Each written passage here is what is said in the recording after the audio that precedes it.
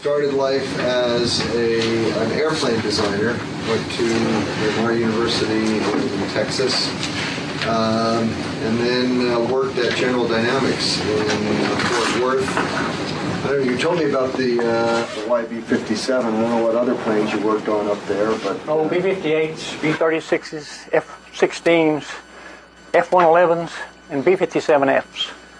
But then they wanted to send him all around the world, and had a young family. And that was about the time that Johnson Space Center, which at that time was called the Manned Space Flight Center, was getting started in Houston in 1962. So Alan came to work, and his specialty is mechanical systems.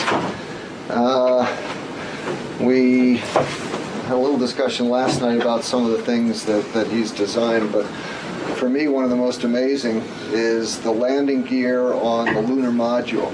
I mean, when you think that, you can actually design the first piece of the hardware that touches down on another planet, that's pretty exciting. And like most of the people who have been lecturing, he went on to work in similar systems for the shuttle. So he also worked on the landing gear. You can see a piece of tire here. We'll talk about that. Landing gear, payload bay doors, robotic arms, and so he's going to share with us some of the experiences, both from the subsystem design point of view and then from the bigger systems engineering picture. So, Alan, it's all yours. Thank you. Yeah, the LEM landing was sort of interesting. It was the big problem was we didn't know what the lunar surface was like, so you didn't know how to size the pad, which is always interesting. The landing gear we're going to talk about today was much easier, and it'll do good. We're just going to talk about just mechanical systems. It's not as romantic or ingratiating, but you got to have them. So some of the avionics and other systems that you'll see. Well, I should just say one thing. From the point of view of space engineering in general, when you're building satellites or other space systems, the one thing that you try to avoid at all costs, I think this is fair to say, is any mechanisms, because you send a mechanism up into space and that they fail. They get too cold, they get too hot, they get vacuum welded. Now, sometimes when you have people on a mission, they can fix it. I mean, if you remember Apollo 16, the lunar rover, one of the fenders broke off, and so they actually had to make another fender out of their checklist so that the dust didn't get all over them. But basically, that's the fear that all mechanical designers live in, is that you're designing these things to work in an incredible environment. And I'm sure you'll talk with the landing gear. It's one thing, we know how to build landing gear for airplanes, but how do you keep them alive for 2 weeks in space in a rather unfriendly environment? Well, the professor's right.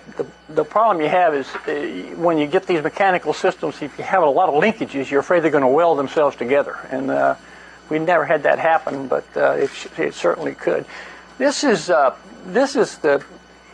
division I was in had all of these pieces, the landing gear. We had all the doors on Orbiter. I think there were 25 or 35 doors on Orbiter that had to have mechanisms that had to open and close.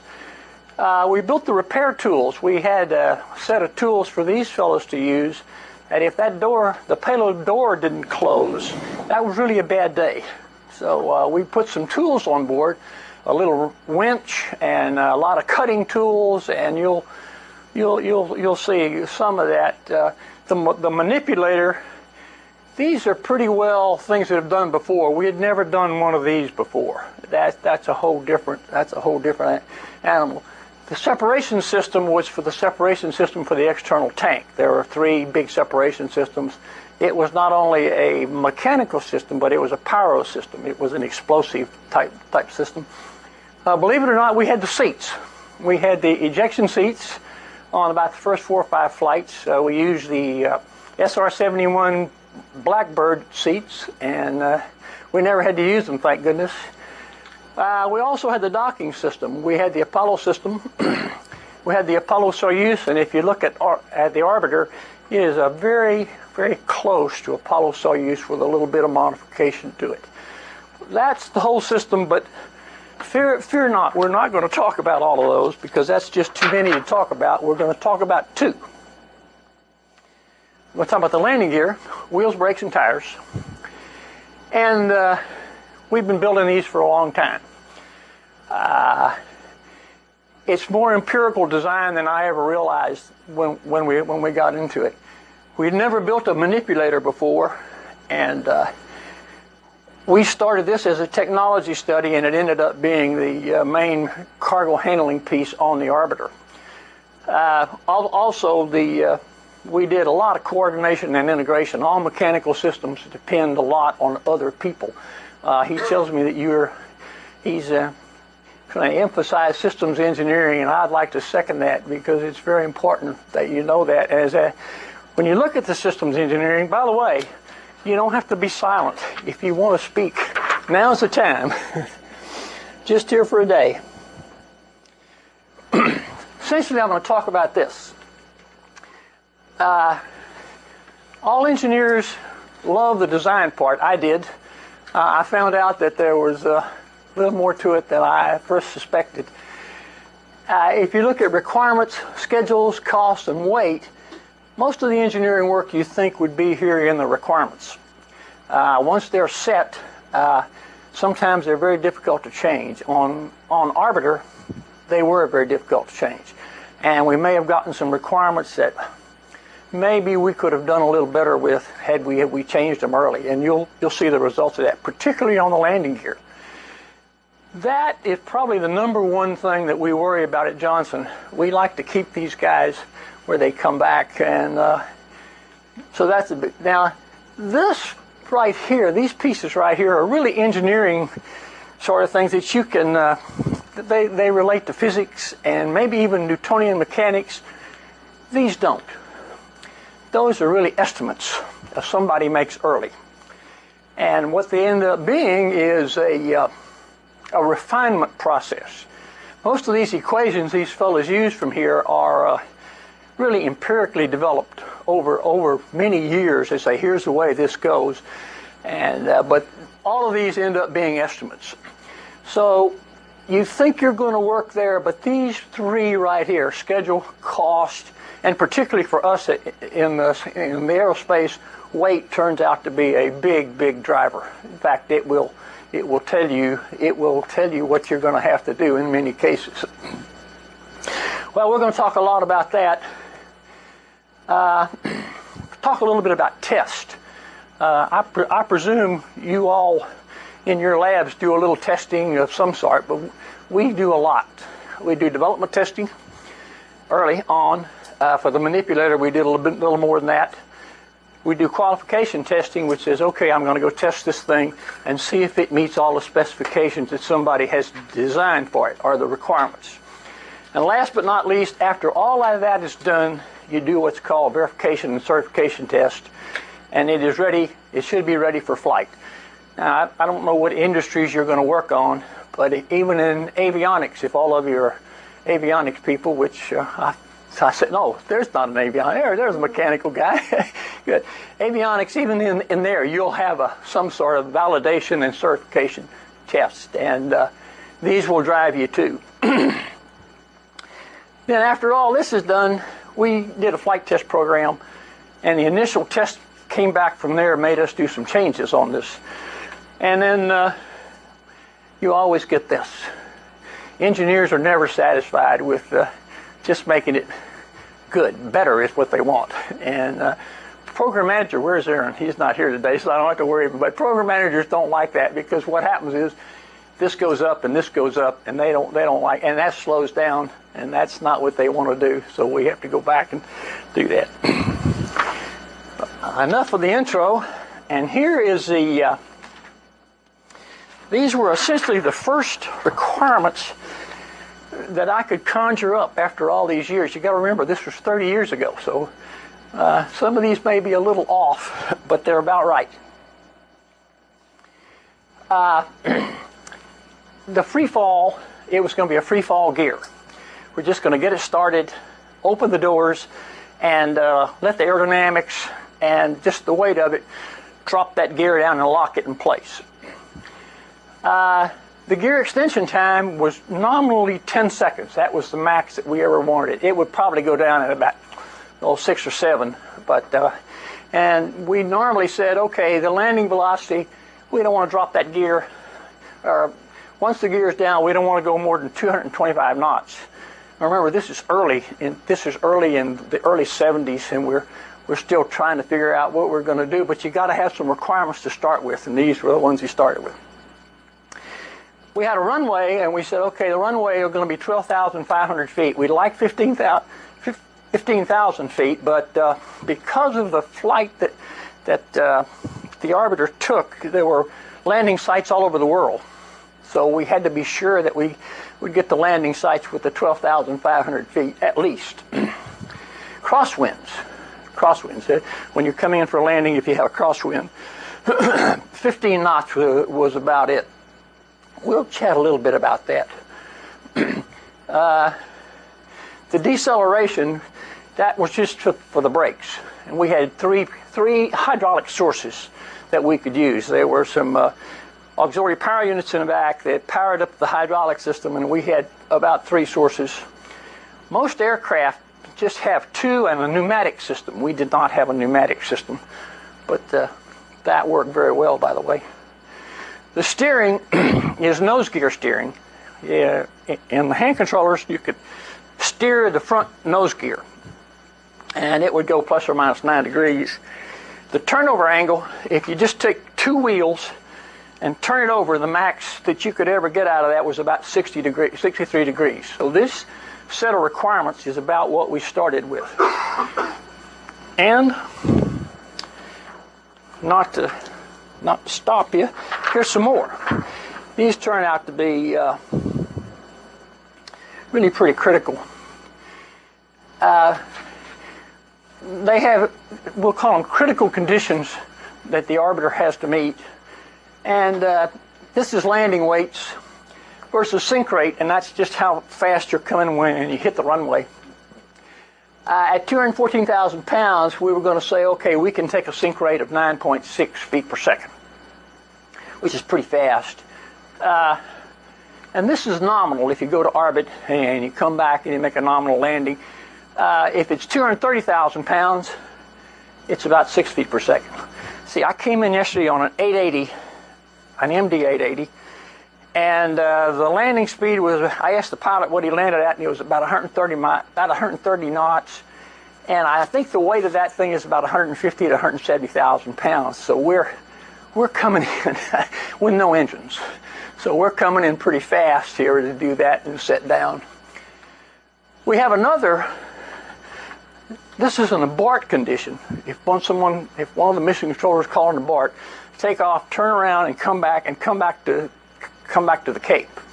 In that case, we have a payload on board, so the weight's going to be a little heavier. Now the pilot has to be a little better here because he's got to have a little lower sink rate because we don't want to take all that load in the gear.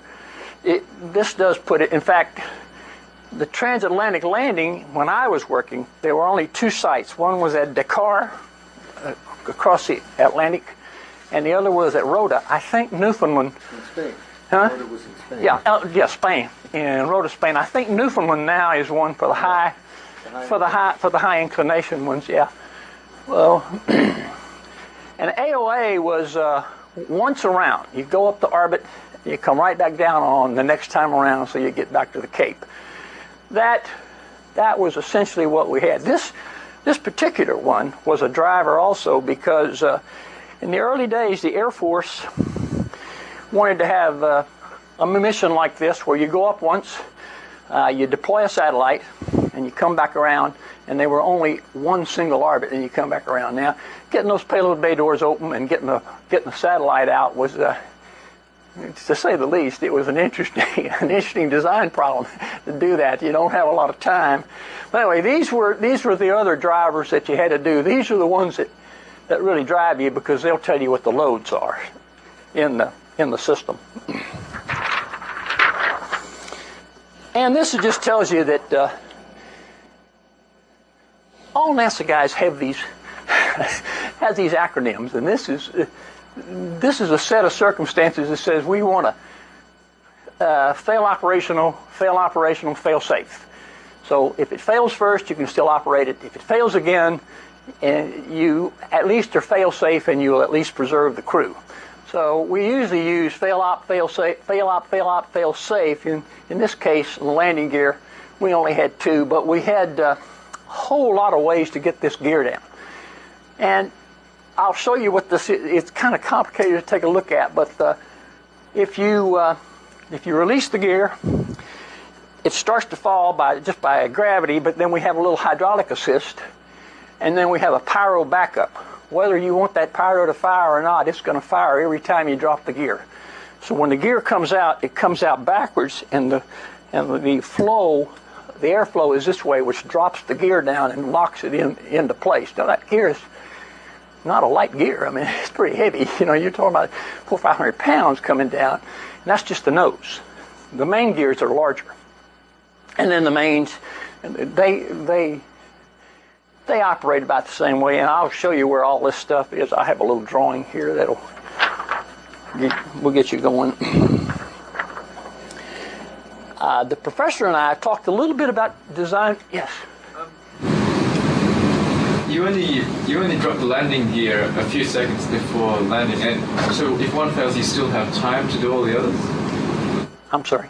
You only drop the landing gear a few seconds before touchdown. About 10. Yeah. So if one method fails, you still have enough time to try out all the others? We decided that all 3 of these were going to be in play every time.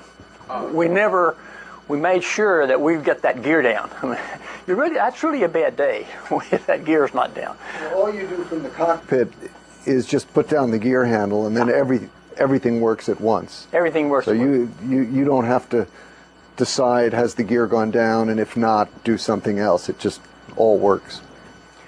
I think you'll find that we tend at Johnson Space Center tend to over-design on the side of safety. And we really didn't matter to us anyway. We really want that gear to go down and lock in place, and that's what this is all about.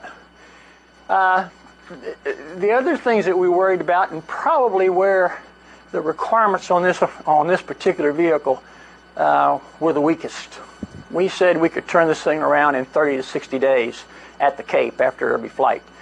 Well, that really didn't work out that way, fellas.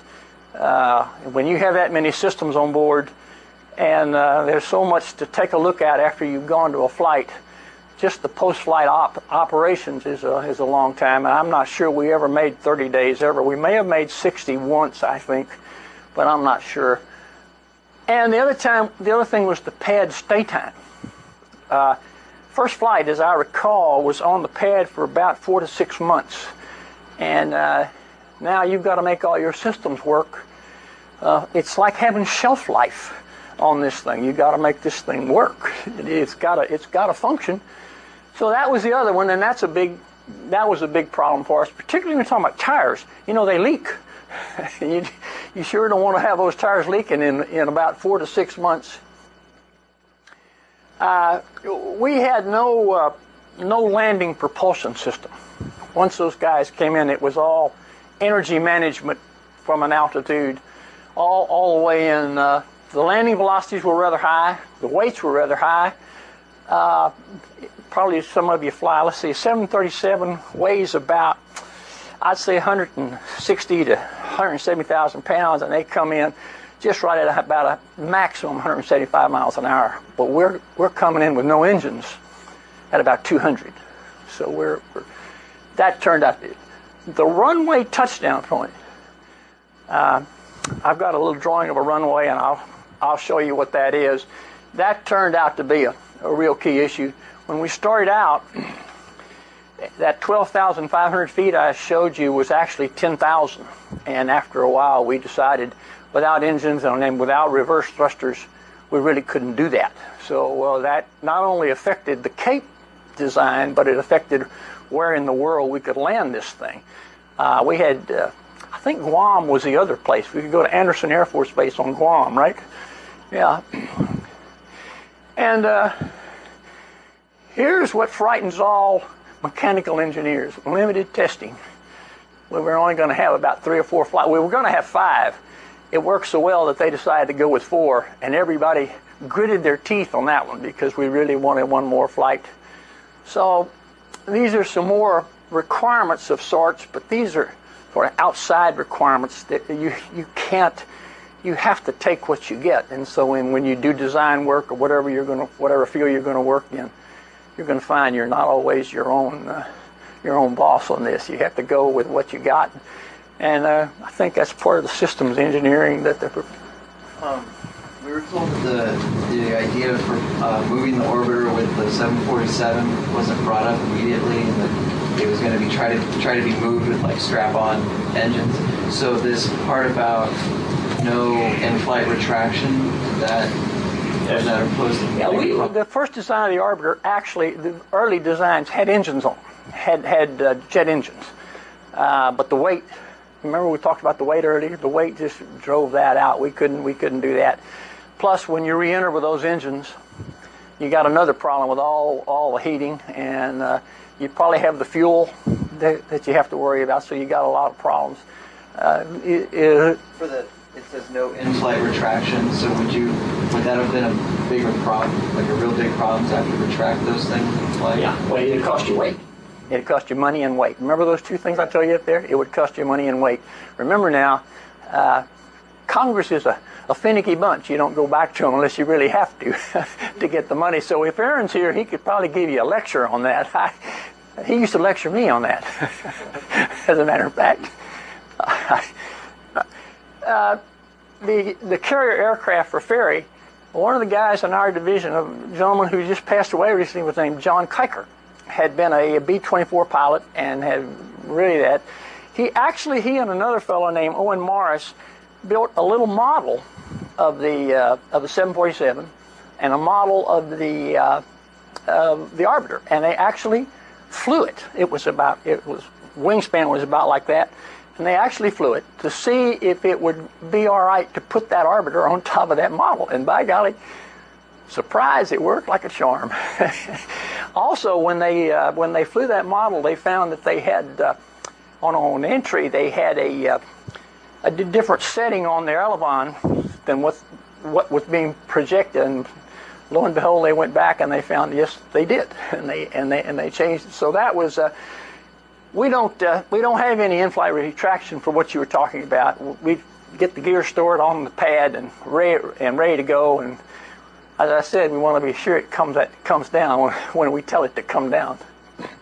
Actually, I can say in the hangar, the orbiter is up on jacks, and one of the last things they do before they wheel in a carrier mechanism that will take the orbiter out over to the vehicle assembly building, and you have to push the gear up manually, and there's actually the final stage, because it has to actually go in and lock inside the locking mechanism, and someone's up there basically with a big pole, and you just push it up until you get it into it clicks into place. That's terrible. There's no hydraulic system to retract. Well, we get a little bit of hydraulic help, but it's not enough. You have to get manual labor but it's all because of the weight and cost that we were talking about. And weight was really one of the big issues. So when you go to work, you're going to find out that all of those empirical things, not the design problems, not the Newtonian physics, is what really gets you. Do they have any sort of like emergency barricades at landing sites for the tire winds? Yes, it did. At Dakar, we put up a net at the end of it, and I think Dakar was one of the shorter runways. I think we worried that when we came in at Dakar with the kind of payloads we were carrying, the Arbiter was going to be very, very, very heavy. It'd be this 256,000 pound thing, and that's a big thing with no engines. And we'll talk about the brakes here a little bit. The brakes were not really qualified for a short stop on a heavy vehicle. I remember in the early days we had no drag chute. No drag chute. Well, yeah, we're going to talk about that too. I'm going to try to talk about all this stuff till you guys go to sleep or something. Okay. Well, enough of that. One last thing, you'll see that I'm worrying you to death on requirements. Whether you like it or not, when you go into engineering, you're going to find that if you get the requirements right, you'll probably get the design right. If they're not right, you're going to have lots of trouble. We didn't get them all right, guys. And ladies, excuse me. We did not get them all right. But it was good engineering work. The tire pressure, we had to start somewhere, so we said, okay, here's what we're going to do. We're going to do some sizing on these tires and on the landing gear. We did this before we even had a contractor, and our first pressure was about 340. I think your tires on your car run, 35 psi or something like that if you're lucky on a good day, if they're not leaking. And the upgrade now is about 380. I think they want to go to 410. The wheel's aluminum, the axle's aluminum. We've actually bent the axle before. We've landed that thing in the first axle we had. We bent the axle. It deflected a little bit and took the brakes out. That was another one of those things. So we had to up that. It was sealed with 2 O-rings. That was a good one.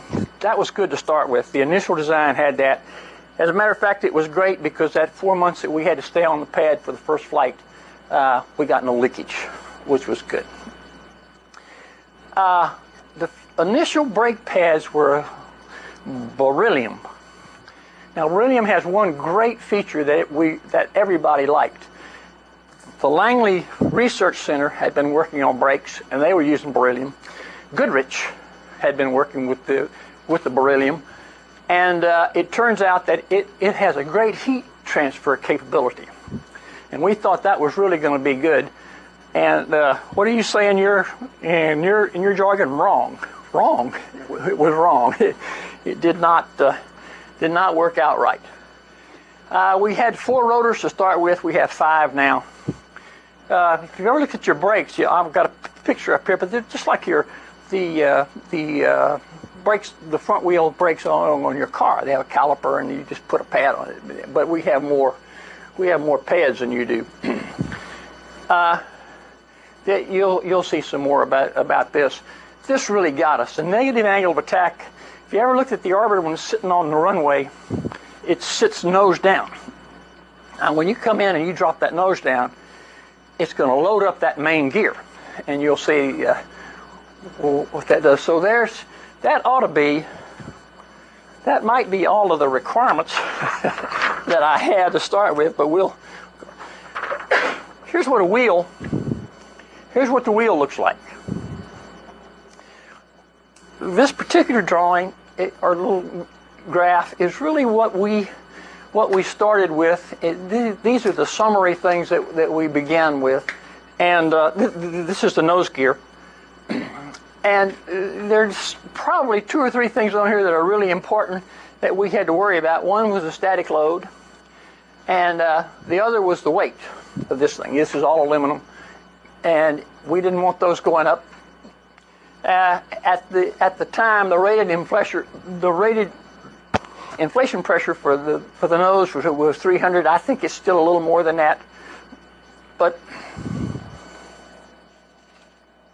the rest of this is really just spec sort of things. Now, when we did this, we had to start with something. We did not have all this data. So what we did is we had a chart similar to this in conjunction with Rockwell, and we worked back and forth. That's another one of the interfaces that you have. You always have a contractor. And, of course, Rockwell had several contractors, I think 10 or 12 on this gear. So getting this particular chart straight was very, very important to us. Maybe some of the features, there's the inflation valve. The diameter here is about 30, see, I think this one was about 32 inches, 34. And one of the design problems you get is how big a wheel, how big a tire can I put in the wing, or how big a tire can I put in the nose? Now the arbiter wing is pretty good. It's kind of deep. The nose is not that roomy. So in the nose gear is a smaller wheel. It doesn't take the loads. Oh yeah.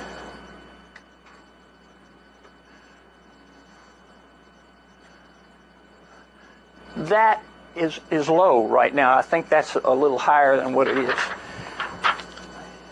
Here's the tire that goes with that. Same sort of thing. We started out with a sheet similar to this, not this neat and not this accurate. But now you'll notice that the tire weight's about 50 pounds. So now we're about 100 pounds a tire. It's just for one wheel and tire on the nose gear, and there are two. So now we're at 200 pounds. Now I'll tell you for sure, program managers will ask you what those weights are. If Aaron was here, he'd be fussing. He says, yeah, you let that get away from you. But that was the other one. This is not terribly dramatic, but I think the other thing is, see, this thing, the design tire life was for 2 landings, just for 2 landings. I'm not sure we've ever done 2 landings on a nose gear. I think after every flight we will take them off, and because of the way the runway is built, and I'll show you a little bit about the runway. If you can lift this, here's a tire. This is ALT1, which is approach and landing test 1. I'm going to pass it around. If you can lift it, I'm going to pass it around for you. This is ALT1. Here you'll see that we've got 20 plies, which is all this stuff here, and that's what we used, about 20. I think it's 28 now. And you'll see that at the top here is real rubber, which is great, but synthetic rubber is better. The tire we have now is synthetic rubber and is much better than what we have. And you'll see we have these beads in here. Now, when you go back to the other piece here, you got to realize that if you've ever tried to change a tire, change a tire and you put the tire, all of you have bicycles. Everybody in this town's got a bicycle, I think. Even him. Anyway, when you try to change a tire, you can put one side in, but getting this on would be really tough. See, if you tried to change this tire out, it'd be pretty hard. So you have to split the wheel. So you can get that thing in, you put it in, then you put the wheel around the tire instead of putting the tire around the wheel. And when you see this thing, you'll understand why. I'll pass this around for you. You can take a look. It's heavy. And those beads are really interesting. They mean business. They're tough. They're steel.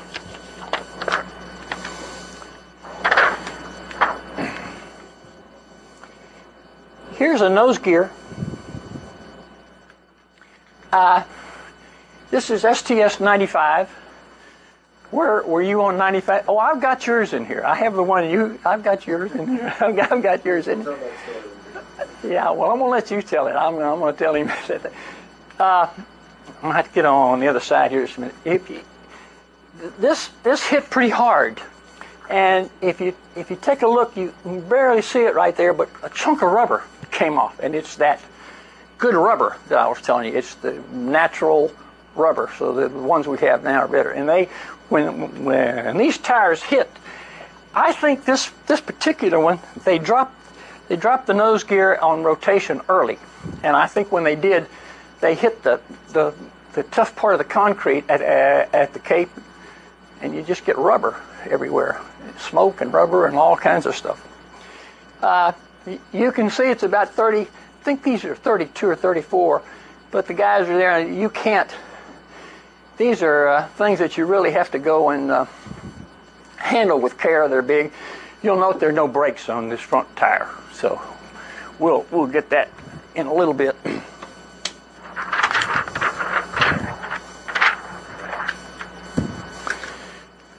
Which just to comment, we last time we talked a little bit about what goes on when you actually land, but what Alan was saying is you flare out, and then the pilot has to stay on the rear gear and hold the nose up for just the right amount of time. If you hold it up for too long, then you're going to lose the lift, and in the end the nose gear is going to fall down too fast, and you run the risk of breaking of busting your nose tire. On the other hand, when you come down because of the negative angle, you actually, as Al said, you when you get down below horizontal, now you're putting more weight on the rear wheels, and so if you come down too early, now you run the risk of blowing your rear tires. Right. And so it's really a critical maneuver. You have to hold it up just the right amount of time, and then bring it down real slowly. I think Lausma was a Marine, wasn't he? He came in. Yeah, this is Astronaut not, Lausma came in, and we didn't like Lausma to fly too much because I think he did carrier landings or something. I'm not sure what the guy did. He'd come in and drop that gear down pretty hard.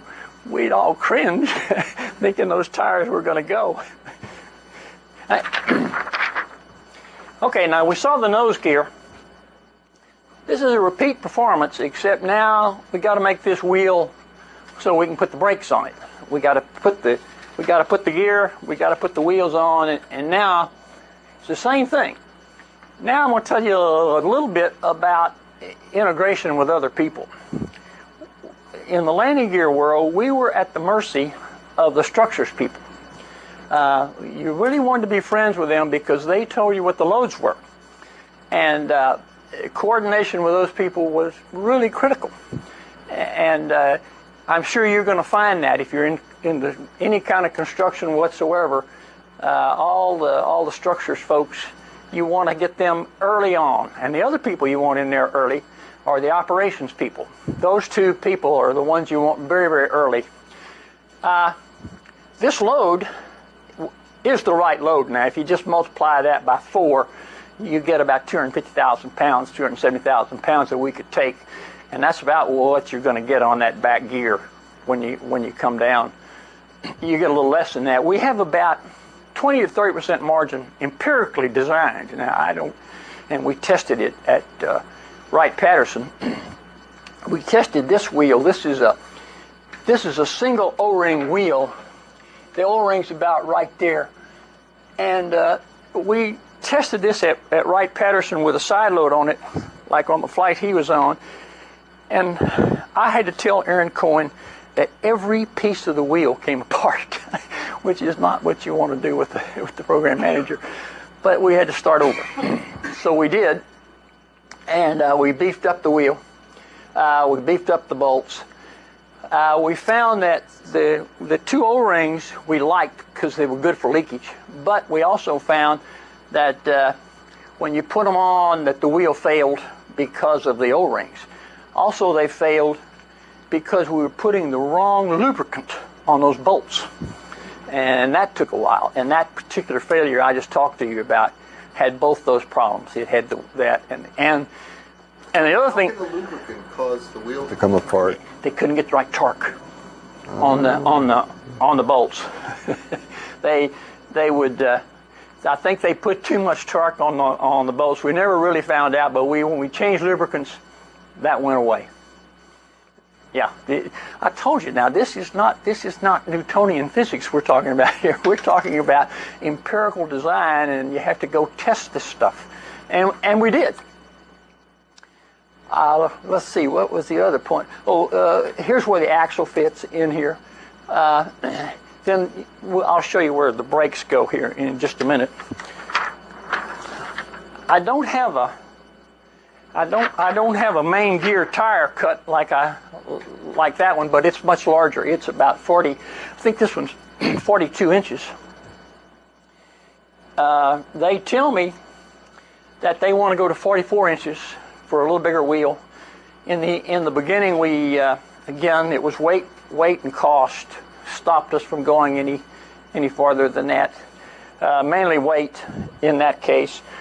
Again, this was the critical wheel that we had to work with the structures group on. Our structures group worked it, and Rockwell structures group worked it. So we had 2 structures group that were working together, and we had to wait till they gave us a load. But when you have a design, you can't really wait till all the loads are in. You have to start with something. So we started with a design that we thought was conservative. It was not, but we started with one that we thought was conservative, and it did not do it. You can see that the max load was 142,000 pounds per wheel, which gave us a nice margin. Of course, those are the aft wheels, the main gear, and we like that margin on there. The inflation pressure is about 370 on that. This thing is like a stick of dynamite. You know, if it blows, you have really got some problems. I mean, you know, you get shrapnel everywhere. So when you do the test, it's always behind a cage or something where you can do it. So again, safety was our problem. When I saw that last arbiter come in, I thought sure that what had happened is that that something had happened to the wheel wells, and that the explosion was in the wheel well. Terrified me. Fortunately, it was not. It was not the wheels that went. They went eventually, but if you blow 4 of those wheels, you know, 2 on each side, that's not a good day at all. Arbiter is about the same size as a 737. Everybody flies 737, Boeing 737, about the same size, but they land a little softer and not quite as heavy. But the geometry is, a plan for them looks about the same. They don't have the payload bay that we have, but it's pretty close. And here are the big guys. Now you'll see the hydraulic systems. They're all the hydraulic systems that go in there. And trying to move one of those tires by yourself is a chore. Well, it'll get you in shape, guys. Rolling that thing around at the Cape will get you in shape.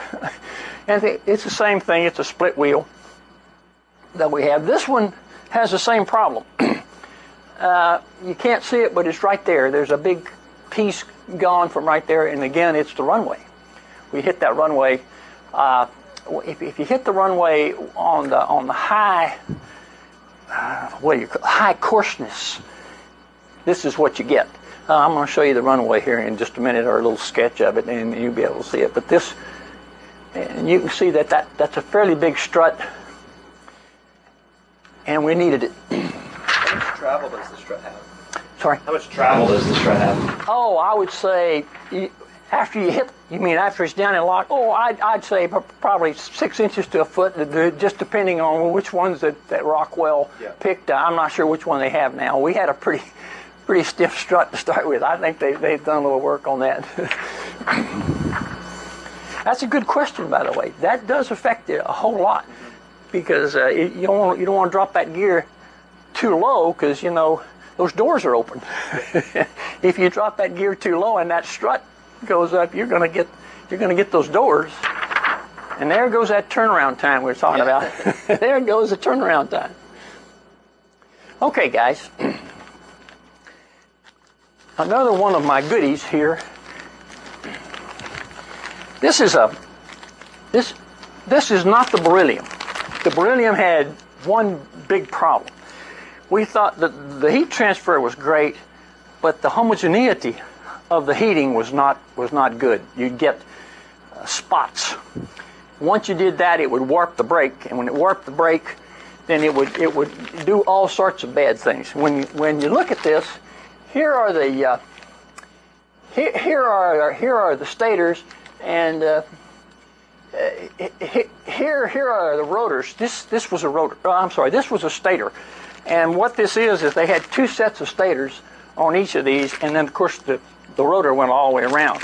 But here's a brake, and you'll see that it's only a piece of a brake, and you're going to find out it's very, very, very, very heavy. There's really not much I can tell you about these, except that the one good thing we did is we insisted that Rockwell leave enough room in here for 5 stators and rotors. We started with 4, and right now we have 5. And so we did partially right anyway to start with.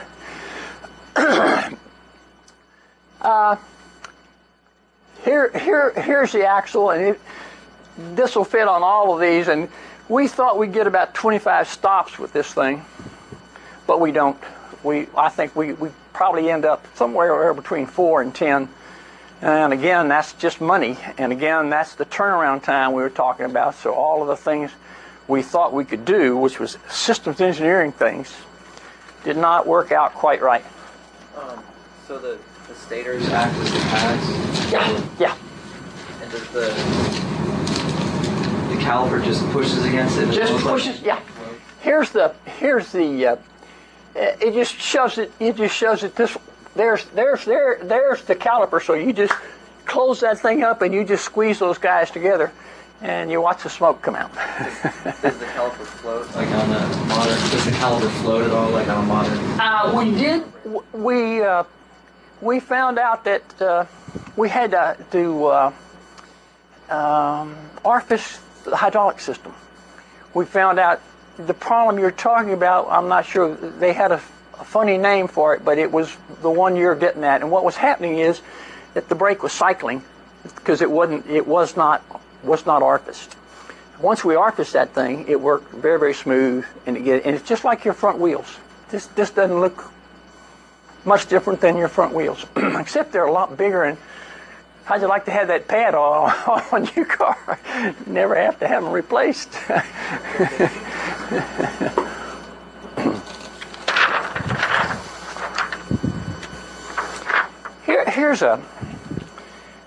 Here you go. This is a mechanical engineer's dream. Here's more linkages than you can ever. You can have all sorts of fun with this kind of linkage. This is forward. This is the forward part of the arbor. The nose comes around kind of like that. And you can see that we got that gear stuffed in there pretty good. And some of the things that are on the door are sliced out. So when you look at the door, in there you have just a whole lot of things in there. And what happens is, remember I said the first thing is we have a little hydraulic actuator that starts this thing. And whether you want to or not, it opens those doors. And we'll fire this bungee right here. This is a pyrotechnic thing, and no matter what, we're going to fire that thing to be sure that if the hydraulic system isn't going down, we're going to drop that thing with a pyro. So it opens the doors, and once it opens and you start that gear down, remember you've got about 300 knots or 200 and something knots of wind that's going to drop, so it's going to help you. So it comes down, it folds down that way. Our only comment to Rockwell was that we didn't like all this bars, all this. The linkages were even more than that when we started, and we had to reduce those down.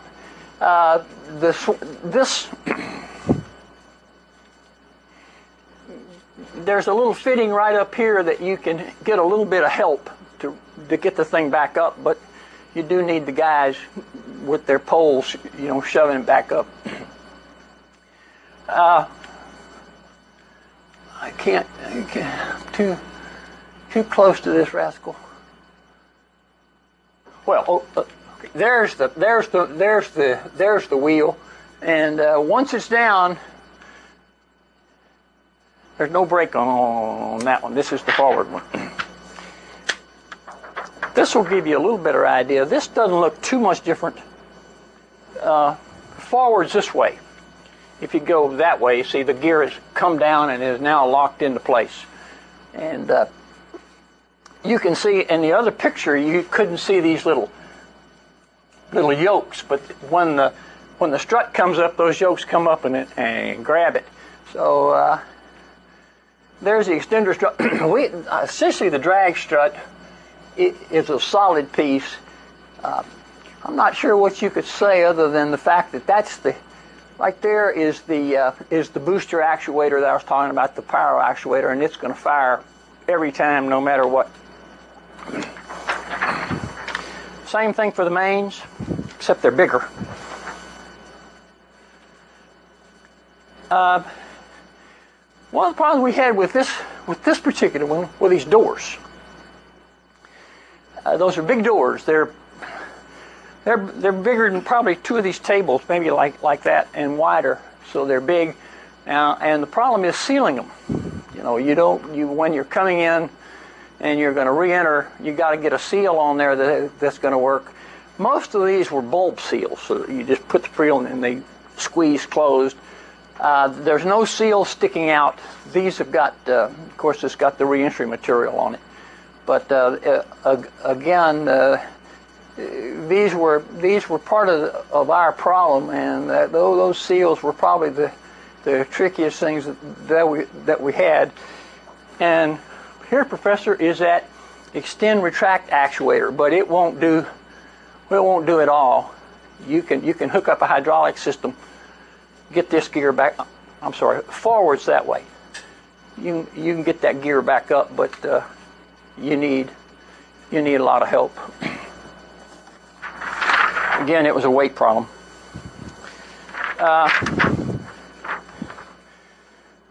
I'm going to show you this one, but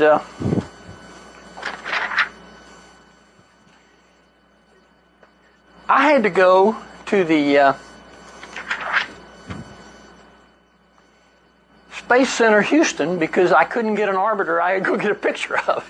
So this is a little mock-up, and here's the gear, and what I really want to show you, see that little guy right there? That's the power system that kicked that thing out. They call it a bungee. Bungee, I don't know why they call it a Rockwell term, but it's not like a bungee. It's really actually a power, like a power. And here's those. When that strut comes back up, here are those yokes I was telling you about. It just clamps around that strut and holds it up, and that's probably the only thing you can see that's worthwhile on this picture. Now we're going to talk a little bit about integration. Interesting problem. Rockwell was our prime integrator. They integrated everything. We helped them. But they had all these people as contractors. So not only did Rockwell have to deal with us, Rockwell had to deal with all these contractors that they had. The wheels were made by B.F. Goodrich, not Goodyear, Goodrich, which is now Michelin, I think. And they flew it on the F-14 and C-5A, which is a pretty big airplane. We didn't have a four-wheel truck like the big aircraft there, like 747 or a C-5A. We thought that'd be a great idea, but we didn't have the room in there to put the whole thing in. The brakes were B.F. Goodrich, same one. They're the ones that really wanted to go with a beryllium. It turned out that they passed all of the initial tests with the beryllium, but the beryllium had no life, so we never really had a test failure, but we had a test of things we really didn't like the way it was going, so they changed, I think in 1990 or 1985, to the carbon brake that I was showing you just a minute ago. The steering, nose gear steering, is by steerer. Now, nose gear steering is after you land and you get the nose gear down, you can steer. It turns out that the astronauts did not like to use the nose gear steering. So what they would do is get on the brakes, and they would do the brakes like this, and they'd steer that way. When you do that, you heat those brakes up pretty good. You heat the brakes up. And besides that, there was a single point failure in that nose gear steering. So if that thing failed, and it failed in a bad position, you might be 9 degrees off, and so you're going to run the orbiter off there. So I had to agree with the astronauts that it was probably the right thing to do, just get on those brakes and steer with those guys. The struts is Monasco. They built struts for almost everybody. Hydro Air is the they had all kind of actuators, and then Rockwell did all the bar linkages that I was showing you about. The anti-skid system was another one of those important things. It's like what is it on your cars these days, guys? ABS, the ABS system. This is our ABS system right here. And we had one, and we had nose gear steering. Had all the stuff. Now you got to remember, now this is 30 years ago, so it's a little different. There we go. I had to put that in there. I like this picture. There's nothing really there's nothing technical about it, but I like it. Isn't that neat? Look at those. Look at those little skinny wheels on that big vehicle. Isn't that something? It looks like somebody made a mistake. Anyway, it's coming in there. You'll note there's no drag chute. The initial design actually had a drag chute. One of the guys in our division decided that we didn't need a drag chute, so he put in an improvement which reduced the cost. Well, it was a mistake again, so we took the drag chute off, and I eventually had to put it back on anyway. So all engineers are not exactly right, but this thing flew well. The gears really worked out real well. We were tickled pink whenever we would see that thing fly. I may have already told you. I had to put that in there. I like that picture.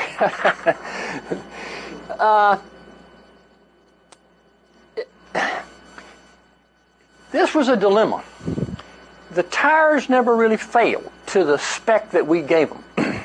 But we didn't like it because we didn't think we'd get the life that we wanted out of it.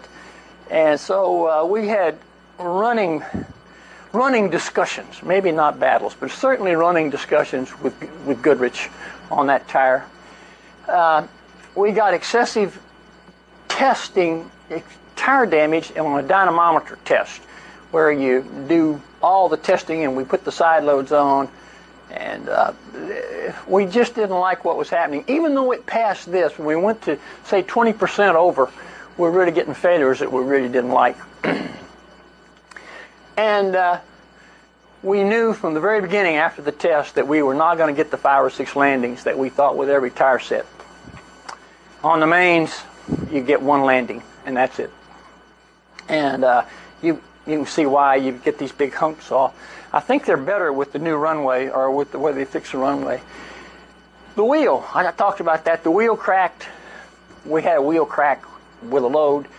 The bolt lubricant didn't work. We couldn't get the right torque.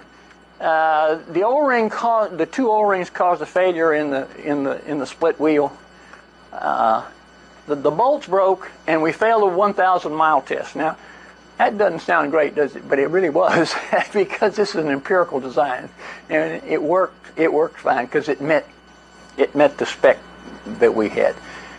And what drives you, as engineers, you might not like it, but program managers have their problems too. They've got costs they have to worry about, they got schedules they got to worry about, and they get you to do things that'll work at the time, and then later on you can make the improvements. The beryllium brakes, we had cracked hot spots on the pad. We had thermal expansion and some melting. Goodrich kept telling us that those cracks did not matter for flight, but we didn't like it. And we fussed with them a lot, and we fussed with Rockwell a lot. And after maybe 10 years, they finally changed them. The energy displacement was lower than expected. We thought sure that the beryllium would be a great way to do it, and it didn't work out. And then I talked to you a little bit about the hydraulic system causing that wobble and thing. So that was the test results on our outline. Talk a little bit about the runway. A little bit about the runway. I have more goodies for you. The runway was about 15,000 feet at the Cape. About the test, before the flight test, how do you actually simulate flight conditions, especially with the wind, to simulate heat dissipation? You mean dropping the gear? Yeah. I don't think we ever really did. I don't think we ever had a wind load on it, but we tested that gear. One time we did it with a lower pressure, just to see if the hydraulic pressure would lower it, and that may give us a little bit of something, but that's all we ever did. We had high confidence in that pyro. If you ever heard it go off, you would. But more in you rely on the wind load to dissipate the heat, right? One of the things, yeah. Right. But you Well, never test that. and gravity, of course. You know, you're getting the gravity down too on the thing. So you're getting wind, you're getting gravity, you're getting pyro, and you're getting hydraulic. No, to dissipate the heat from the brakes, not to drop the gear, but to dissipate the heat from the brakes. You rely on the wind load. Oh, sure. But you couldn't test that on the ground. Well, I don't think we ever put it in a wind tunnel or anything. No, I don't. If we did, guys, I don't remember. I think. But we did check a lot to see what the heating was, and we did it on a dynamometer, which is like you do your car. your car tires. No, I don't think we ever did. That's a good question. I wonder why we didn't do that. I have to think about that one. Here's the runway. A lot of people in NASA have built runways and looked at them, and what they did is they put these grooves in there to get the water off, just like they do on the highways now. And you'll see that that's the grooved runways right there. It sits in there about like that. And I'll pass this around and let you see it, and you'll see that it's really rough, and you can see hitting that surface at those speeds is not really good. So what they have done after I left, by the way, which is a great thing to do, is they shortened the high friction part of the runway, and they peened it with like a ball peen hammer, except they peened it like you do highways. That got our friction factor down. We missed the friction factor, by the way, on the thing. And they put a thing called a corduroy on the front, and here's the corduroy. You want to take a look at that, and it's like that. So now the runway looks like this. I think if we were going to fly the Orbiter some more, that probably with this runway, with this one now at the Cape, we probably get a little better use out of the tires. It turns out that trying to determine the friction factor here was not as easy as we thought, and you'll see when you see the thing that it's not a smooth surface. It's a pitted surface, and it's got little things that stick up. And so if you peen it down like you do like a highway, and get that, it's much better.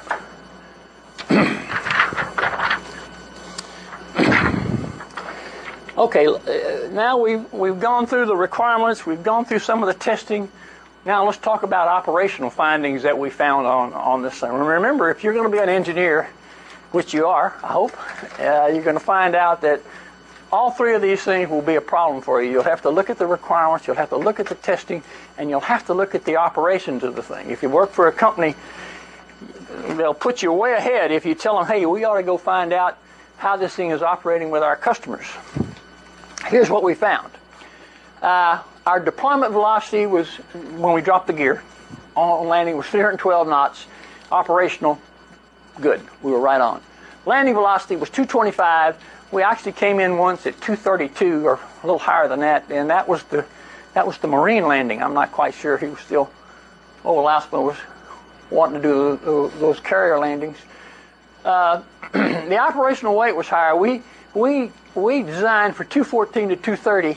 We ended up with about 225 to 232, which is not bad because we had enough margin in those tires and wheels to take it. The seek rates were not bad. The 6.7 is about what they would always land at, which was really pretty good. So now you can see that our design was not that far off. The negative angle of attack I'm going to talk about here. Let me show you it. For some reason, the initial design, which I guess we were all part of, had a negative angle of attack if you take this route. So it was about 4 degrees down, like that. Now, if you take a look at this, when you come in here, you'll see that you're going to get a load in your landing, so the elevons are going to be up a little bit. So what you're going to do is all those loads are going to dump right straight into that back gear, and that's really not what you want. So you ask yourself, well, why don't you just raise this gear? And the answer is money and weight. But the initial thought was we ought to have it to look like that and do that, and we'll take the load off the brakes. I'm not sure that was one of our better moves, but that wasn't bad.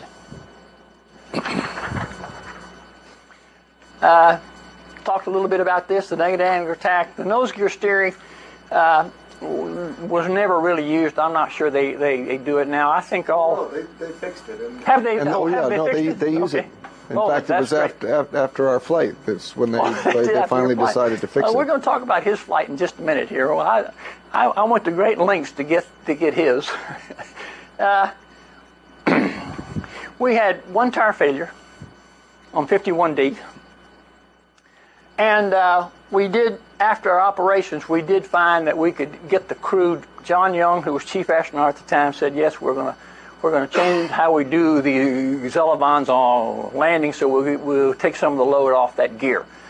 So let's review it. We had requirements, we had the design, we had the test results, and now we got the operational results. So the whole systems engineering scheme is to go from start to finish. And this is what we did, and I may have made this sound more negative than it was. It was great fun, and it works really well. I mean, it has worked well. As an example of what the professor was talking about a minute ago, we did one of these. This is loads here, but we did one for heating early on, and we had a little computer, which was one of the few on the center at the time. It was a Wang desktop. And they've never seen that. I know that. I know that. It's a foreign word, guys and ladies. It's about this big, and I think it had a max of about 256K. That was it. So we, to keep up with Rockwell, ran some. We, instead of loads, we did heating because we were more worried about the brakes than we were the tires. And if you look at this curve, this one sets that nose gear down real early. You come in on the mains and you drop that nose gear down, and then all of a sudden you get this spike. Well, you can imagine if you get this spike here, it's going to the heating is going to be higher from there on. If you keep that nose up, like he was talking about a minute ago, and you just wait a while, and you get way down the runway or down the runway someplace, you get a little lower load, and it's a little easier on those tires and on the brakes. Gives you a little longer rollout, but that's not bad because we got plenty of room at 15,000. Now, some of these fellas, they had a problem with this one. This is 51D. This is the infamous flight for the professor. And see that tire right there? It is blown. It is the only tire that we blew in the whole of the flight test. I think we've. What are we at 210 now or 214 on flights, and it's the only tire. 114. Oh, I'm sorry, 114. It's the only tire that we blew. I tried to ask him last night what they did, and he didn't. I'll tell the story. Yeah, well, I was going to tell you, he had a tremendous side load. He had a tremendous 15-knot crosswind that they got, and the gentleman who was flying was a fellow named Bobco, and he's kind of fun to talk to. He did a good job to get that thing in. They got pretty far down the runway. I think you were only 200 feet, our guys told me, before that tire blew, and you were almost at a stop. You were just going real slow. But the brakes were heating up because he was on those brakes, fighting that side load. See, he was on those brakes fighting the side load.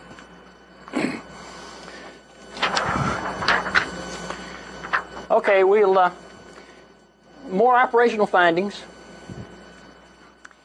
We shot blasted the center strip at the runway. We improved the grooves like I was showing you, and we put the corduroy in, and that's all happened after I was there. But I still deal with the guys out at the center, and they helped me out to get this. The design problem was the wing volume that we had. We started at 42. They tell me they're going to go to 44. I don't know if they have. The tire pressure was 370. We can go to 410. I think the new one will have 410. We talked a little bit about lengthening the nose gear, which would relieve some of that problem with the nose down. It turned out that the proposal was prepared. It was presented, and they decided that they really didn't want to do it because it cost too much money and it was too much weight. Arbiter at one time had a CG problem, and I don't think they wanted to add the weight up there with that much of a moment arm on it. Was one of the reasons. The carbon brakes were added in 1990. They worked great. The new synthetic tire in 1992, which is different from that tire right there, and they work very, very well. The drag chute. We put the drag chute back on, and this is nothing more but a gee whiz picture, but there's that drag chute right there. So we have that drag chute on now, and they tell me that helps a lot. We put that drag chute on, you save the brakes, and you save those tires too. Yeah, and it also tends to stabilize Yeah. you to keep you going straight down the runway. Right. Even with crosswind? Even with a crosswind, yeah. And you have to realize that this has to be designed not just for a landing at Kennedy Space Center or at Edwards where you have a 3-mile long runway, but you've got, like Al said, you've got contingency runways around the world where you might be landing with just 2 miles. And that's when then this stuff is really going to save your bacon. Yeah, we were proponents of the drag chute for a long time, mainly to save those tires and the brakes and get the cost back in there. So it was added in 1992. And so with all of that, after I told you all of that, I was a little bit negative just to let you know that everything doesn't go smooth. It does not go smoothly when you do engineering. I would suggest to you that you're probably going to have the same kind of situations. Just concluding comments, the tire design and development had margin to meet all the initial requirements, and they did fine. It's still flying. It flies well. Good vehicle. We only had one tire failure, and the professor was witnessing there. He was there. We could have had a longer life on all of that, but the key issue was really weights and money. Again, it's one of those systems engineering things where you have to trade that off. The wheels performed a design. I put even better because we didn't have any leakage in 6 months on the pad, which was great for us. The beryllium brakes functioned, but were sporadically marginal. The KSC runway had friction in rough surfaces, but that's fixed, so everything is pretty good now. The initial design requirements improvements have continued, and I'm sure that they will continue till the orbiter doesn't fly anymore. And I'm going to stop right there. You've had enough of me for a little bit. Any questions on this stuff? What do you think about that concrete? Did you pass that stuff around? Isn't that something? It fools you, doesn't it? I had never been to the Cape. It's a lot rougher than you think. And you see that stuff and you say, man, what were we thinking? That's no good for a big tire like that. Okay, gang. I'll just finish the story of this 51D flight that Alan mentioned. This was it was the 16th flight of the shuttle. It was my first flight, and there were 7 people on board. 6 of us were rookies, so we had never been in space before, and the commander had only been in space once, and he was in charge. And it was quite an exciting flight because we had a malfunctioning satellite. We had to do an unplanned spacewalk. We did an unplanned rendezvous with the satellite, and so lots of stuff had happened. And then, we came in, re-entry, and I just remember what the deal was that, as Alan said, the nose wheel steering was built in, but it was a single string system. There was only one hydraulic loop in the nose gear, and if that went hard over, then you'll leave the runway. And so the astronauts decided that until they made that redundant, we weren't going to use the nose wheel steering. So in order to steer down the runway, you put either more or less pressure on the right or the left brake. Turned out that we landed with the max crosswind. We had a crosswind from the right side, I believe, and so wanted to blow the orbiter over the left side of the runway, and so the commander had to put extra brakes on the right wheel, and so that was what's heating up. And I just remember, because I was sitting right behind him up on the flight deck. We touched down, everything went fine down the runway. The nose wheel came down. You can feel the deceleration, and I thought we were just about stopped. And I remember thinking to myself, wow, it's all over. Nothing can go wrong now. And the whole orbiter shook. I mean, I really thought that one of the fuel tanks had blown up or something. It was really impressive. And like Alan said, I mean, these things put out a lot of shrapnel. So in fact, after most flights, sometimes you'll see the crew get out and walk around and kind of kick the tires and just sort of pat the orbiter and say thank you for a nice flight and all that. But they made everybody get out of there, because the other tires obviously were overheated as well, and they were worried that they were going to break. But as Yogi Berra said, it ain't over till it's over, and it was exciting. But after that, they fixed the nose wheel steering. They got rid of the beryllium brakes and replaced them with carbon. They put in the drag chute, and we really haven't had any problems since. And I think it's a really good example of the whole engineering process where, you build in margin, and that's absolutely critical when you're designing a system. And then going through the testing, and then the operation, and then closing the loop. Once you find out how these systems really operate, then if you have the ability to make changes, you can go in and improve them. Let's take our 2-minute break. Stand up, turn around, and then we'll take up again with the manipulator systems. Start up again with a different mechanical system.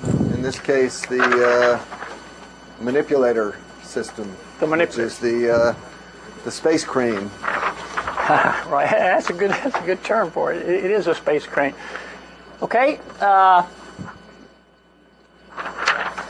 This is a whole different way we did this. When the orbiter was built, there were several size payload bays. One was 30 feet and one was 60 feet. And it turned out that we did not really have a system to handle the payloads. We were going to carry the payloads, but we really didn't have them at the time. Altitudes and inclinations varied.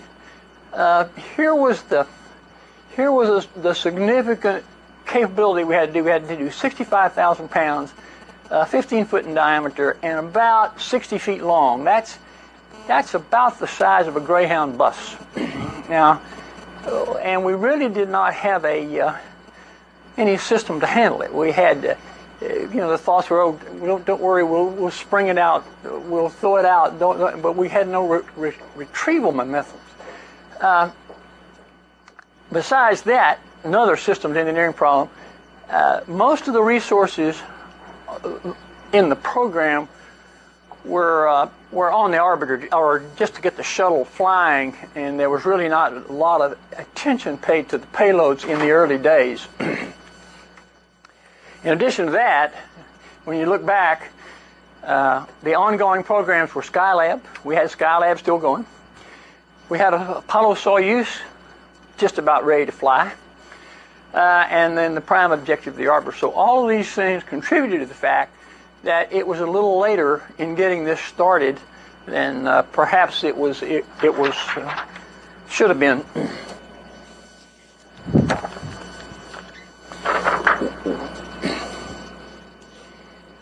All the NASA centers had a concept. Marshall had a concept. We did not have a concept at Johnson at the time. We were doing some offline work on manipulators, but it was not gonna. The initial part was not for the shuttle. We had some systems that were pretty good for deployment, but we had no system for retrieval at the time. So that was a problem. The manipulator became a crane, essentially became a contender once we understood a little bit more about the requirements. And the one that came up was it said that we have to go capture a satellite. That's the one that was the real driver for the manipulator. We had already started. Oh yeah, I keep doing that. I'm sorry. Yeah, I got it in my hand. I just haven't got it going yet. We had some studies going with, I guess you guys call it robotics these days, with robotics, and we had found that we could get from General Electric some of the Atomic Energy Commission systems, which they use to handle the very critical elements. when we were just working on it, and this was a side issue we were doing, this technology had nothing to do with the arbiter at the time. And we decided after a while that we liked the way it worked, and what we would do is just make an extension of that, so we did. And we decided that we would try to go to a handling system. And we did.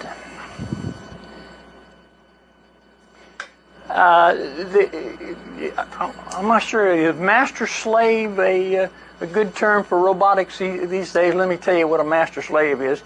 The hand controllers or whatever you're using looks just like the manipulator. So you have a little bitty one over here and you got a big one over here. So we were using a master-slave kind of system. And we found out right off that if you made an arm that long and you try to put it in the crew cabin, it took up a lot of volume in the crew cabin, and so we didn't have that much room to start with. So that became an issue right off. The other issue was that we found out that when we were working with the AEC kind of things, that dexterity and feedback was very important because they didn't want to drop this thing. They wanted to be sure they could handle it. But we really didn't need that. We decided that we had to have a larger system than that.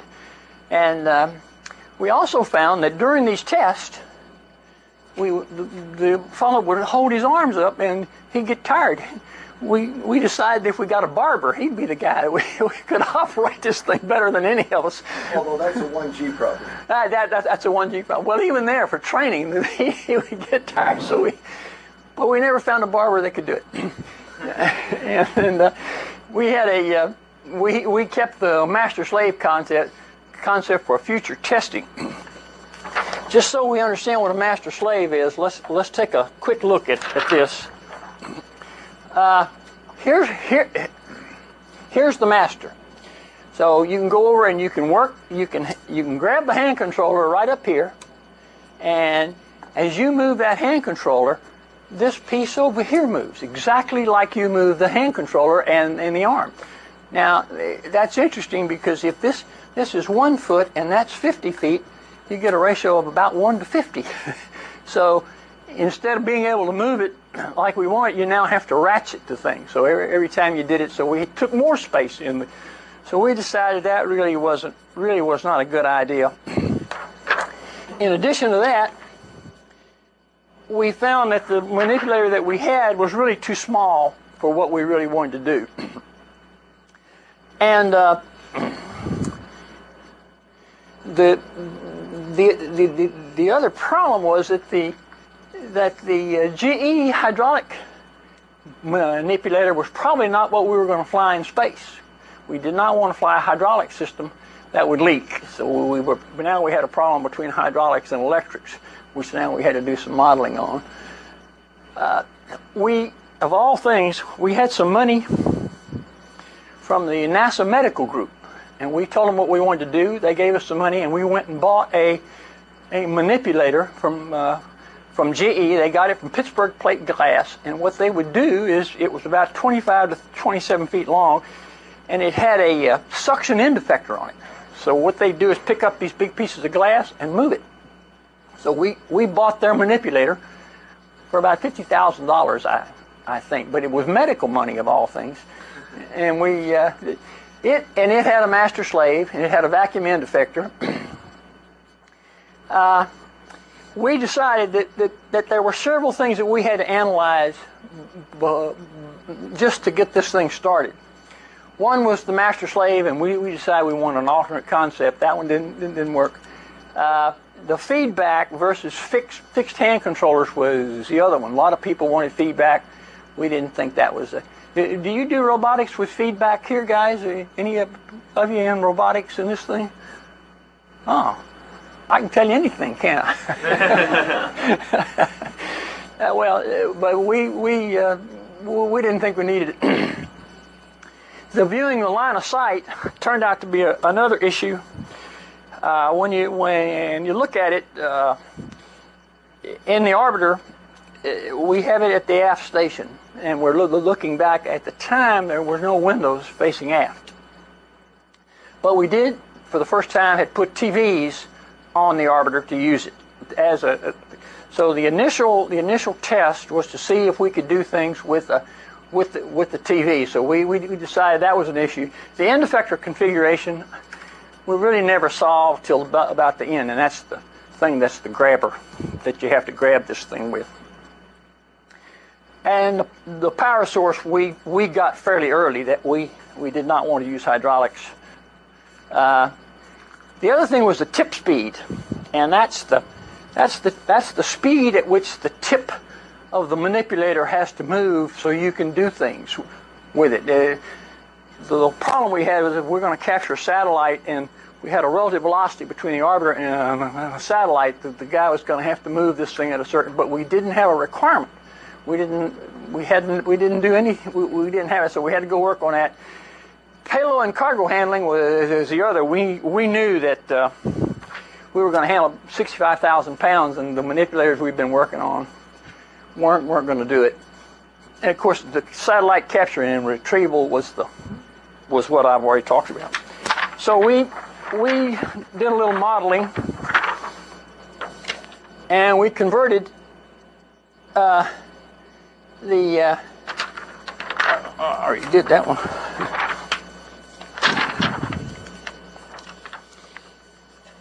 We converted some things in at the center. We decided that we had to have a high bay, a big room. So we got a room that was about in building 13, and we built a plastic floor that was very smooth, and we put the payloads on air bearings.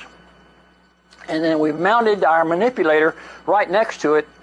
And then what we would do is on the air bearing floor, we would everybody would push this 5,000 or 6,000 pound payload across the floor, and we had two strips where we could get the velocity of what was going, and we decided that we would try to find out what the tip speed had to be to capture at certain velocities. So we did that, and we just had a very, very simple-minded end effector, but it worked fairly good.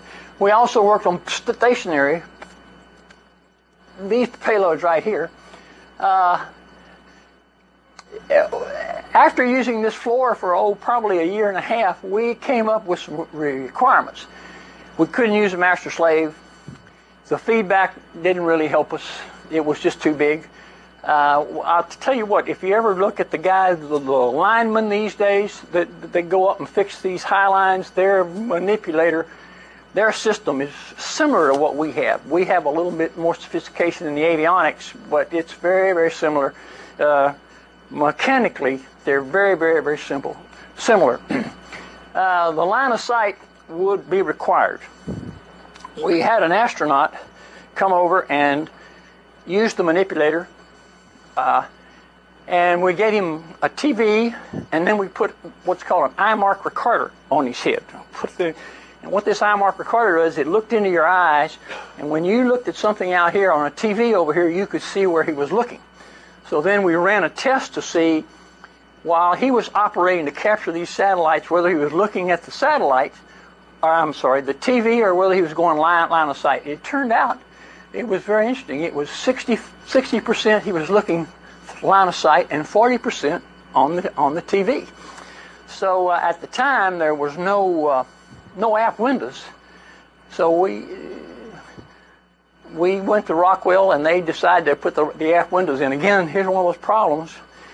The aft windows are about that thick. It's pure quartz, and they're very, very heavy, and nobody wanted to put them in. I think we had some overhead windows in to start with. I'm not real sure about that, but we have overhead windows in there and aft windows, so we got those put in.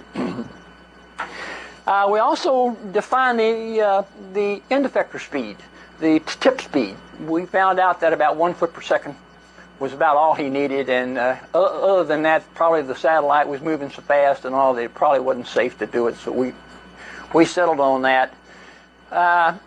We decided that we could capture satellites.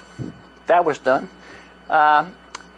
and we again said we could not see using hydraulics on this system at all. So we moved to a bigger building. Now we built a 60 by 80 foot floor and ran satellites across it. Very smooth floor. The smoothness of the floor, we had a little hole in the middle that was 0.009 inches deep, and that was we shot the whole thing with a laser, and we got the floor built. We also needed an arbiter mock-up, so we built an arbiter mock-up to be about where it would be on the arbiter. We got the floor built. That should be 80. The manipulator was now 50 feet long, so we had to make it 50 feet long. But the problem was, since we're going to use the electrical system instead of the hydraulic system, now we had to make that hydraulic system think it was operating like an electrical system.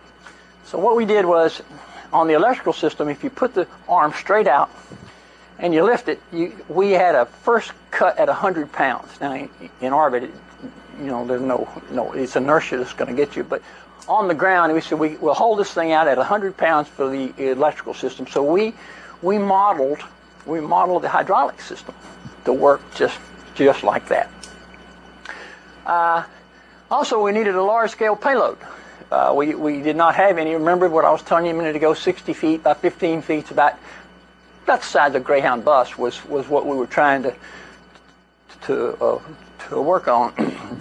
And we also went to a fixed hand controller, which drove us into the hydraulics business. But before we did that, in the avionics business, we had to figure out a way to handle payloads. And so what we did was we had looked up some of these people who were loggers up in the Northeast, and they were using essentially a dirigible to take the logs down, and they were big, about like what we wanted. So we got that company, Sheldall, I think was the company. We got Sheldall to build this thing, put helium in it, and it turned out that something this big has a tremendous inertia, which was great because that's what we wanted. We didn't want it to be heavy, but we wanted the inertia, and plus we got a little resistance from the air when we moved it around. So we had to take that one and show that we could grab it and put it in the payload bay, and that took a while, because when you get it all set around, when you start putting it down into the payload bay, say there's the aft station of the payload bay, you find out that you can't see anything. So now you really are on the TVs, and you really have to get that manipulator where it knows where it is. So that was the other thing we found, that once you start to drop some of these payloads, you want to automate a whole bunch of this stuff. In addition to that, when you look at the requirements, just putting it in the payload bay is kind of interesting. But once you get it in there, you got to hold it. So what we did is, there's the trunnion right there. You can see right there is where the trunnion goes in there. This thing comes back, it opens up, and it's still like a big latch. So if you can drop that thing in there, you can just put it in there. Now, that's not so easy, so I'll show you, we built some guides. But the other thing was, none of the payloads were all the same size. So what we had to do is, this is the longeron right there. There's that longeron in there. And so we had these bridge fittings that you could move along and move them all along the payload bay. So now anybody that came along with any kind of size, a payload, we could now accommodate those fellows. And it worked fairly well, and we have done that. The other part was that once you got the trunnion latch, you had to get this thing in there. So what we did was we tried a lot of schemes, but this is the one that worked. Let me start with this side. There's the trunnion. That's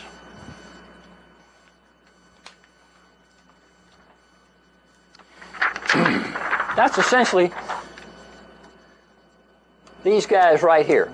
That's the trunnions, and when you look at the trunnion, it sticks out of there, and it just drops down into the payload bay, and it goes into that latch. But getting it into that latch is not that easy, because you really can't see sometimes. So what we did is we built a thing called a V-guide. So this is the V-guide right here. And the V-guide over here is right there.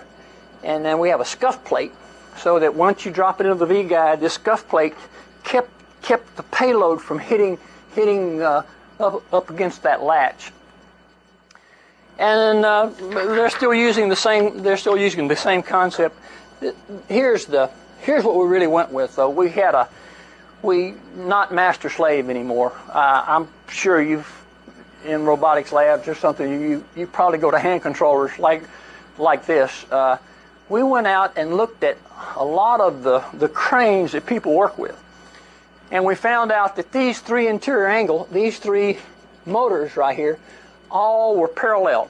Their rotation was parallel. So what we did was we put the auxiliary placement things outside those three things, just the way the linemen do out there now. They don't have a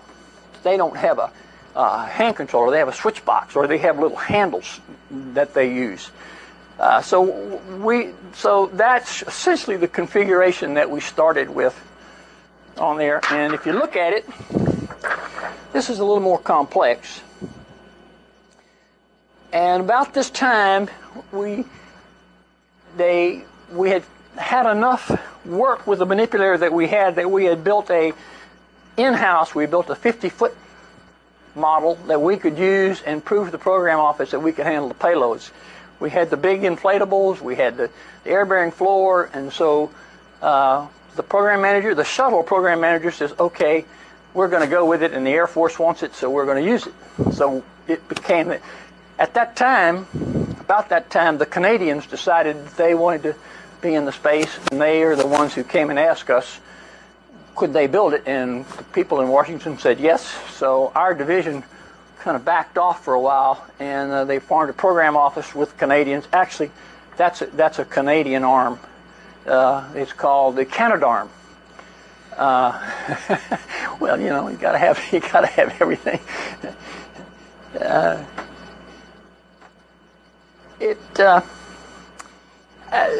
This is the longeron in the orbiter.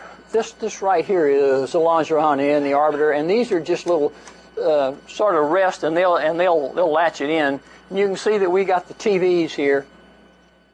I think that probably this gives you a little better feel for the rotation.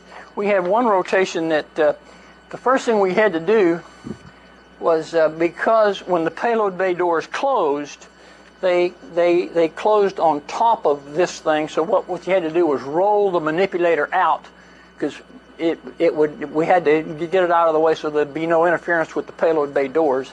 So there's a degree of freedom that's really just repositions the thing. And then after that, there's about 5 degrees of freedom on there at least.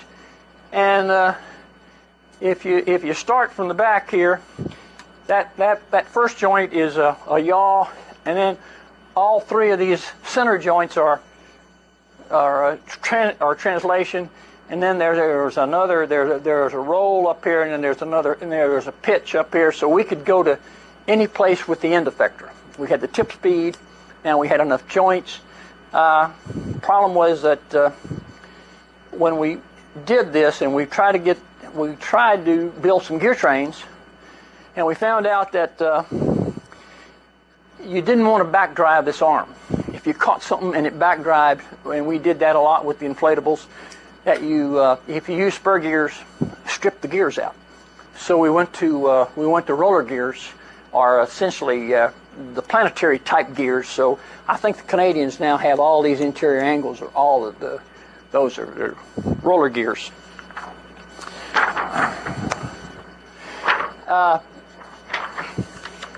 In the interest of time, since I'm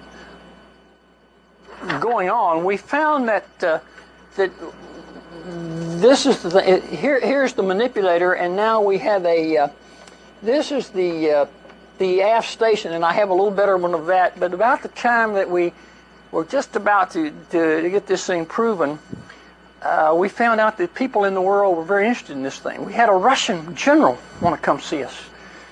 So we said, well, So we entertained the Russian general, and we wanted to show him that even though the arm was about 40 feet long, that we were very dexterous. So we were going to pour him a glass of water. And we did, but except when we got the general there and I walked in, they had the glass, but the water wasn't in what I thought it was. It was in a vodka bottle. And, there's no liquor allowed on a federal installation. And I'm sitting there, and the guide is looking at me, and I'm saying, well, there goes that job. So the guy and the Russian, I told the general, his interpreter said, well, hold your glass there. So they got the bottle, real nice. The guy was really good at the manipulator. He poured it in there. Fortunately, it was water. But we actually poured a glass of water out of a vodka bottle for the general. But I thought my time at NASA had come to an end. I thought, you guys wouldn't do that, would you? No, he wouldn't. Yeah, they'd use the vodka. Nowadays they might use the vodka. I hadn't thought about that. Well, let me go on here. I was going to point out one thing here, that the TVs turn out to be a very important part of this whole thing. Once you get a payload in and you sort of are blind, now you have lots of TVs you can use. There are 4 on orbiter. There's 2 up front, 2 on the back bulkhead, and there's 1 on the end effector, so that you can sort of see where you're going for the last engagement.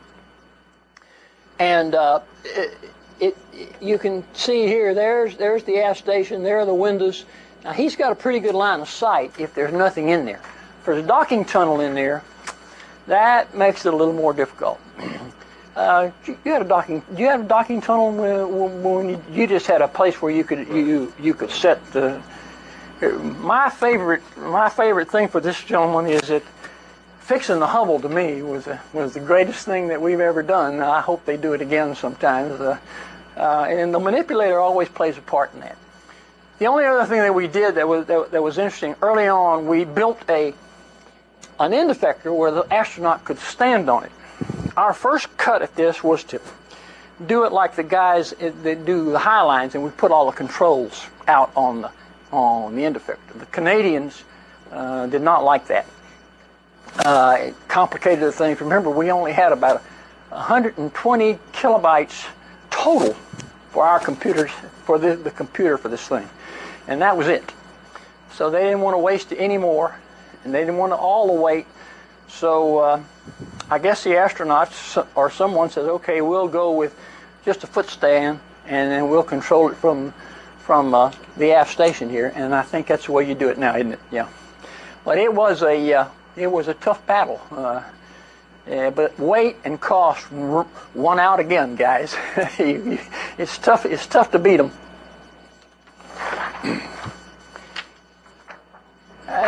These aren't really that great, but you can see that this thing takes up a lot of control panel in the aft station of the orbiter. It really does. And the windows, here are the windows right there, and there's an overhead window. We thought that one time that what we'd have to do is the arm is here. This is aft. The arm is here. We thought there was a payload that wanted the arm to come back this way. So if you did that, you had to have that window. A very strange thing happens, because when you turn your arm back that way, right's left and left's right. So we had to practice the reverse of everything, or get a mirror or something. We tried a lot of it. The program office wisely decided that was not a good idea. So they were going to handle that payload another way. I wish I could remember what it was. A Goddard payload. I can't remember exactly what it was. There are 2 hand controllers here, and here they are, right here. This was a lot more fun than the wheels, brakes, and tires. This was a fun project, and this is the translation controller. You've operated this one, yeah, and then there's the rotational hand controller. This one essentially operates, the one on the left essentially operates the three center joints where it goes like that, and then all the other are done with this hand controller. But those are, I think those are pretty normal flight controllers, aren't they? That's the ones you used, at least we thought it was. The biggest argument we had with the Canadians was this: the end effector. That's the hand thing that grabs it. We wanted one that was more dexterous. They argued, and rightfully so, that what we really wanted was one that would make a good, sturdy latch. And this one does. The way this works is that there's 3 little wires in here, 3 cables that come in. So once once this end effector is placed over this grapple pin here, these wires close. And as they close, they also move back and they grab on the end of that pin right there and pull the end effector, this end effector, into this shoulder right here. Now, in the meantime, there's a docking target that he looks at, that he can see. Now, once it sits on this shoulders, that really is a good structural latch. So you have a great structural latch, and if you've got it, if this indexes, you can also make an electrical connection across there, which some payloads wanted to do. So now you make a capture latch, which is essentially the way you do docking a lot of times. You make a capture latch, and with these wires that actually just close around this thing, then it pulls it back, sets it on these shoulders, and now you got a nice sturdy thing. And the Canadians did a good job there. I have to tell them that. The problem with that is, so when we had on the nose gear steering, we had 10 single point failures in there, which makes you nervous, particularly if you're handling a big payload or an expensive payload. However, they did a good job of reliability. It's never failed that I know of. So that was a good thing that they did. This was a lot more fun than the wheels, brakes, and tires guys. Then we had, the only other thing is that we had a backup mode. We were afraid that at the time we weren't that enthused with computers, so we wanted a backup mode. So we got everybody to go to a single joint mode. So that what we did is we hardwired all the joints, and we put a box on the control panel so you could move each joint singularly, and that was the backup mode. You can do it with a single joint, or you can do it computer supported, and you can do it either way. And we also had to have a jettison mode. If this thing stuck out there, you'd have to throw it overboard because you couldn't close the doors. So we had to get rid of it. The Canadians thought that was not a good idea, but okay. Last bit. This was a different project from the other one I was talking to you about. This one did not start with any history at all. We really had to start this one from scratch. It's probably one of those things that came along just at the right time, and we were studying some technology, and we had enough sense to convert it. But it's essentially just a big crane. I think that the thing that surprised us the most was this one right here. The crew took to this very, very easily. It took very little for them to do it. As a matter of fact, our simulator in Building 9A became a trainer for them. We were still doing development work, and they said, no, we're going to make this a trainer. And those guys, they were pretty good. They came in very, very little time. We had to do this. This was that inflatable testing. Remember on our other project, I said you got to do the testing. You got to prove the requirements. So here was one where we did a little bit of innovation with that big inflatable to show that we could meet the requirements, and we did. And surprisingly and happily, working with the Canadians was great fun. It was the first time I'd ever worked with any of the internationals, but it was great fun, and they did a great job on this thing. They're still upgrading it. It's still flying, and I've taken up all your time I'm going to take up. Just one or two things in finishing up. Al talked a lot about the importance of testing, and this was a challenge with the arm because remember all of the stuff that we did with the inflatables, that was all done with a hydraulic arm. Oh yeah. The actual arm with the electric motors was incapable of lifting its own weight in the Earth's gravity. So I remember going once up to the factory in Canada, and the only testing that they could really do, they had a big air-bearing floor up there, and they could use the electrical arm, but only in 2 dimensions. And so it didn't get its full 3-dimensional testing until STS-3, the third orbital flight test, where they had the arm on, and that was the first real use where they could put it through all the paces. But it really has worked well, and in fact, you've all seen the picture of the astronaut Bruce McCandless in the manned maneuvering unit, flying off by himself. That's become like an icon.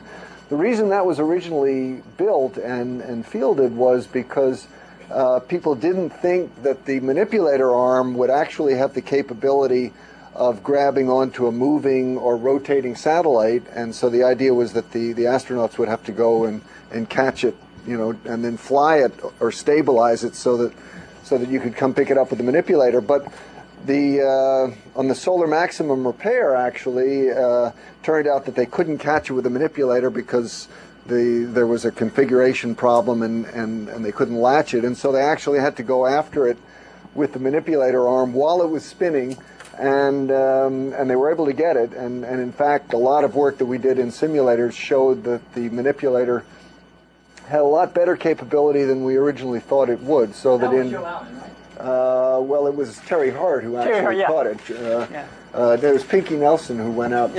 Joe and Dale went out to get the. These were not big astronauts. There were a couple of smaller guys. But anyway, to end, the moral of this is there's a lot of discussion often about humans and robots and who should be doing what, and I think a lot of people don't realize that from the very beginning we've actually had a human robotic interaction on the shuttle, and particularly for EVA activities, it has allowed, and I'll be talking about this later on in the term. We get humans and robotic systems working together. Now, granted, these are teleoperated robotic systems, and the real hardcore roboticists don't call it robotics unless it's autonomous. But nevertheless, it is a telerobotic system that we use in combination with humans, and it's given us very great capabilities.